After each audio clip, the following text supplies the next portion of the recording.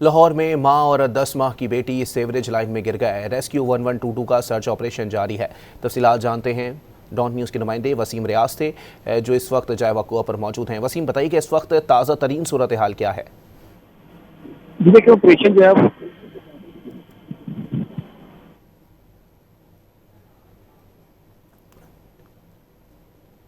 आपको बताएं कि लाहौर में मां और 10 माह की बेटी सेवरेज लाइन में गिर गए हैं। रेस्क्यू 1122 का सर्च ऑपरेशन जारी है। ताहाल अब तक कामयाबी नहीं मिली है। आपको अपडेट कर रहे हैं इस हवाले से कि लाहौर में मां और 10 माह की बच्ची सेवरेज लाइन में गिर गए।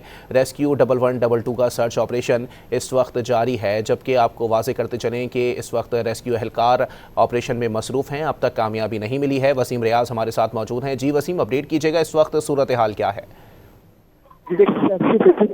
माँ और बच्ची को तलाश करने की कोशिश जो है वो की जा रही है। ये बाटी गेट का इलाका है, दाता दरबार के करीब, जहाँ ये अफसोसनाक हादसा जो है वो पेश आया। माँ जो है वो अपनी बेटी की गोद में थी, जो बेटी जो है वो माँ की गोद में थी, और दोनों ही ये सीवरेज लाइन में जा गिरे। बताया जा रहा है कि मियाँ बीवी जो है अपने बच्चे के साथ वहाँ से गुजर रहे थे कि अचानक सीवरेज लाइन के करीब जो माँ बेटी है वो